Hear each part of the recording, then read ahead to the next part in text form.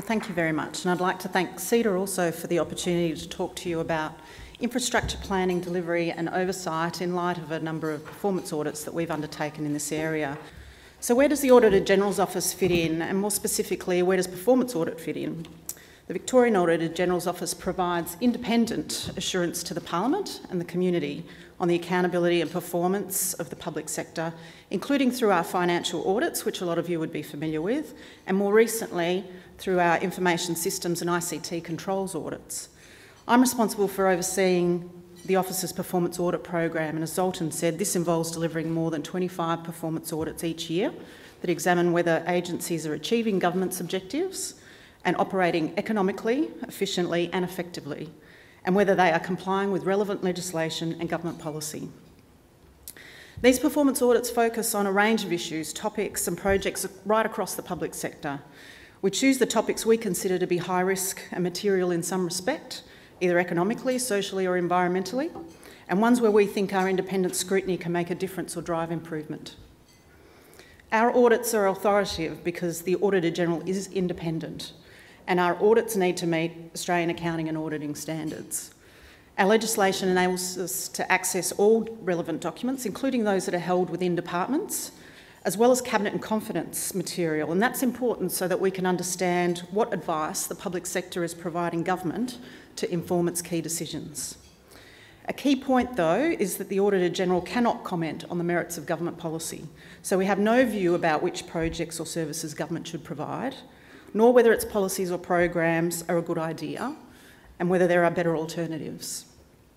Our audits identify both areas of good practice and areas that require improvement, and we now have a follow-up program that is focused on maintaining the pressure on agencies to follow through on our recommendations. So I want to now turn to some of the performance audits we've undertaken over the last 5 years that have focused on the delivery of infrastructure and major projects. And this slide just summarises some of those audits across the water, transport, education and justice sectors, but there are a few others as well. We've also examined the central government frameworks designed to strengthen and oversee the planning, procurement and delivery of infrastructure and major projects through the gateway review process and through the high value, high risk process. And the lessons we've learnt about these projects, albeit going back to almost 5 years, are still very relevant today, as I think you'll see as I go through. So what do these audits tell us about the performance of the Victorian public sector in the area of infrastructure planning and delivery? I've summarised the issues into 5 broad themes as well as oversight. They relate to planning the infrastructure projects, including preparing robust business cases, managing the projects to scope, time and budget, assessing the procurement options, managing the contracts and the assets and maintenance of those assets, and long-term planning and prioritisation of infrastructure. So let me start with the first one, planning infrastructure projects and business cases. Infrastructure project planning, including the development of a robust business case, is the critical foundation of any successful major project. And yet time and time again, we've found that business cases are poorly developed and unsupported by rigorous data, assumptions and analysis of benefits, costs and risks. So for example, in June 2010, we undertook an audit examining a number of irrigation efficiency projects, including the Food Bowl Modernisation Project and the Sugarloaf Pipeline, which together, all the projects that we looked at accounted for around $2 billion. And that audit found that none of the business cases we looked at had sufficient evidence and rigour around the risk and cost associated with the projects, and none of those set out options other than the proposed solution or variations of the solution. The cost-benefit analyses that were undertaken were superficial, and there was no information to support the basis for water savings assumptions that were built into those business cases. Timelines were also an issue, with many instances of project work starting before the final business case had actually been approved. In June 2011, our audit of management of a number of major road projects found problems with business cases also, and these included insufficient information about the problems driving the investment need, unclear project objectives, and approaches to measuring project outcomes. And again, an underdeveloped analysis of costs and risks. Agencies had also failed to undertake a rigorous assessment of traffic forecasts and economic benefits. There are also examples of business cases that have been fast-tracked without clearly describing the impacts of fast-tracking on the reliability of the business case information itself. So what's the message? Serious effort needs to be put into developing robust business cases. Rigorous information and testing of assumptions is important, and all options need to be fully considered. Rushing this part of the process can have serious implications for the quality of business cases and the outcomes of those projects. So I'll now turn to managing to scope, cost and time. We've reported on a number of multiple infrastructure projects that have failed to be managed to scope, cost and time. In 2013, we reported on Healthsmart. This was a project that the government announced in 2003, which committed to rolling out a clinical ICT system to 19 health services by 2007. It had an original budget of $58 million. By 2013, the scope and the functionality of the system had been so significantly reduced and more than $145 million had been spent. That's 150% more than budgeted for originally, and had been rolled out to 4 health services. Our audit found that poor planning and inadequate understanding of the complex requirements to design and implement ICT systems of this sort meant that it ultimately cost more and delivered less. Meanwhile, a number of our other health services had developed their own clinical ICT systems at a fraction of the cost, something like $1.8 million on average. Through better planning, an incremental approach to developing those systems, and the strong involvement of clinicians in the system design and application. Our June 2010 audit of the management of major road projects included the Middleborough Road Grade Separation Project, which experienced cost overruns of $16 million. And that's because the risks and costs hadn't been adequately assessed, and there'd been insufficient time devoted to planning before commencing construction. And more recently, our June 2014 audit on the high value, high risk process looked at 5 major projects, including the Randall project, which was a $158 million ICT project to replace VicRoad's current registration and licensing system. And by June last year, the project was running at least 18 months late, had already cost around $102 million, and VicRoads was proposing an additional expenditure of another $135 million required to complete it. But that project is now on hold. So the message here is that failure to plan and manage projects appropriately can have serious implications for scope, time and cost. And this is something that I would suggest Victoria can ill afford given current budget circumstances. Moving on to assessing procurement options. There are a range of options that are available to government for procuring and delivering the delivery and operation of significant infrastructure projects. And just to name a few, there's obviously the traditional design and construct approach, public-private partnerships or PPPs, alliances. And our audits have sometimes found shortcomings in how agencies have gone about assessing the various options. So in the management of major road projects, we actually cast doubt about whether agencies had reliably estimated the cost difference that exists between delivering a project on a PPP basis and the public sector comparator. The management of major rail projects found that agencies had used a project alliance approach, but they didn't provide sufficient information in their business cases justifying why that approach would give better value for money than other options that might have better promoted competition. And in our June 2014 HVHR audit, we found that 3 of the 5 business cases we looked at did not include enough information or analysis to justify the assessments of the different procurement approaches that were available. So the message is that recommendations to government about how to procure major infrastructure need to be underpinned by rigorous analysis of a range of procurement options. Turning now to contract management, assets and maintenance. It's one thing to build those assets, it's another thing to ensure that the assets are managed appropriately, perform effectively, and are sufficiently maintained and renewed. So our August 2013 audit, looking at the operation of water infrastructure using PPPs, looked at 4 major water and wastewater PPP projects. It's a bit of a mouthful. And found gaps in governance and contract management in all 4 audited projects, and the need for each of the 3 water businesses that we looked at in that case to improve their monitoring of service providers' financial health and broader project risks, and ultimately one of those service providers related to these projects went into voluntary administration.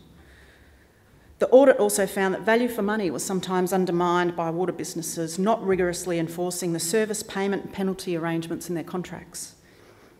When we audited the management of prison accommodation using PPPs, we found that the Department of Justice wasn't able to demonstrate that it had taken adequate steps to assure itself that the relevant prisons would be in appropriate condition when they reverted back to the state. Poor contract design can have negative impacts on infrastructure assets, as gaps or shortcomings in contracts reduce incentives on private partners to maintain the assets appropriately. So, for example, our 2009 audit, which examined the buyback of regional intrastate rail network, found that the lease had inadequate maintenance obligations.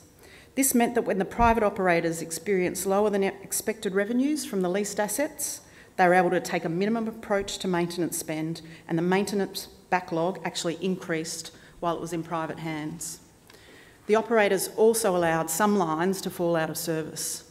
So the message here is that contracts need to be well thought through, and efforts need to be put into both monitoring the performance of the operators and enforcing the provisions of the contract to maintain value for money. Now on to long-term planning. Given the high cost and the long lead times for planning and delivery of infrastructure projects, it's important we have well-developed long-term plans which carefully assess priorities and alternatives and are complemented by funding and implementation plans.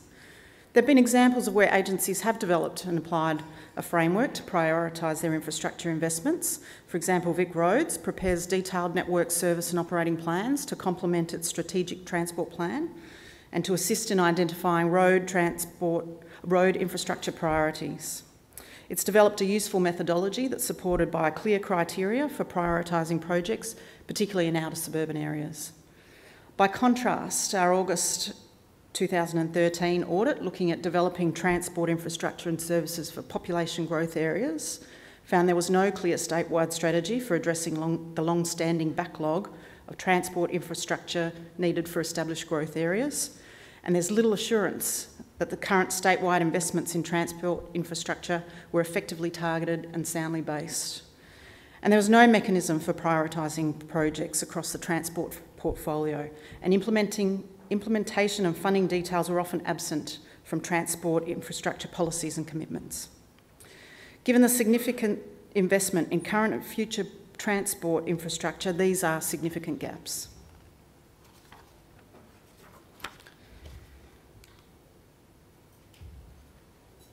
Given the widespread and consistent weaknesses we've found across a range of projects, I wanted to now just talk about the current oversight and assurance processes for infrastructure and major projects in Victoria. If you're feeling a little bit sad from what I've just told you, there's a little bit of good news coming, so it's not all doom and gloom. In 2003, the Victorian Government introduced the Gateway Review process to improve project selection, management and delivery on all high-risk projects. And this process involves short, intensive, independent reviews at 6 critical points or gates in the project life cycle. However, our audit on the Gateway Review process last year identified that a lot of projects aren't subject to review. In fact, we identified 62 projects valued at $4.3 billion that did not go through this process between 2005 and 2012. And another problem was that departments and agencies were able to opt out of the process, and some projects dropped out after completing only a few gates. So the benefits of applying that process were just not being fully realised. Then in late 2010, the government introduced the high value, high risk process in response to project cost overruns of over $2 billion that it had attributed to inadequate management of project business cases and procurements. The HVHR process covers all budget funded projects over $100 million or assessed as high risk, and it involves increased scrutiny by the Department of Treasury and Finance, as well as Treasurer approval at key project milestones. The good news is that our June 2014 audit found that additional scrutiny applied by the HVHR process has made a difference, particularly to the scrutiny of project costs, timelines and risk management.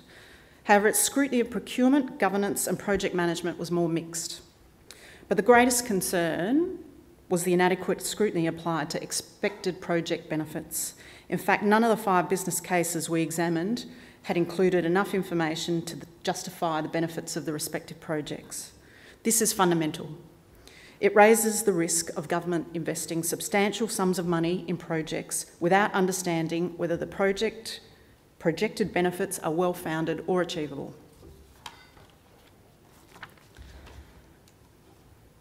So given the importance of infrastructure and major projects to Victoria's future prosperity and the ongoing issues that we have identified across a series of past audits, this is an area that we're likely to remain in for some time. We've got an audit underway examining how effectively the HVHR process has been applied to unsolicited proposals.